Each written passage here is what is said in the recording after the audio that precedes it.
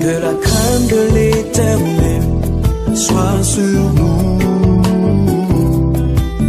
Que la crainte de... Seulement la parole de Dieu nous dit ceci dans 1 Corinthiens 3 verset 18, que nul ne s'abuse lui-même. Si quelqu'un parmi vous pense être sage selon ce siècle, l'apôtre Paul ne dit pas si quelqu'un parmi vous pense être fou selon ce siècle, il dit si quelqu'un parmi vous pense être sage selon ce siècle. Donc si vous pensez faire partie de ceux qui selon ce siècle sont des personnes moyennes, des personnes sages, qui ne sont pas des débauchés totales, l'apôtre Paul dit qu'ils deviennent fous afin de devenir sages, car la sagesse de ce monde est une folie devant Dieu. Aussi est-il écrit, il prend les sages dans leur ruse. Et Romains 12 verset 2 nous dit, ne vous conformez pas au siècle présent, mais soyez transformés par le renouvellement de l'intelligence, afin que vous discerniez quelle est la volonté de Dieu, ce qui est bon, agréable et parfait.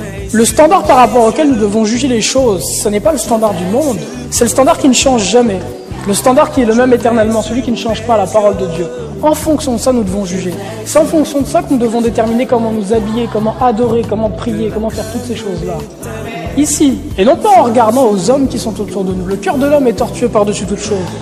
La pensée de l'homme est inimitié contre Dieu, elle ne sait pas se soumettre à sa volonté, et pire encore, elle ne peut pas se soumettre à la volonté de Dieu. En regardant aux hommes, vous êtes perdus. Regardez à Christ et vous serez sauvés. Dieu ne se conforme pas au siècle dans lequel on vit. Il ne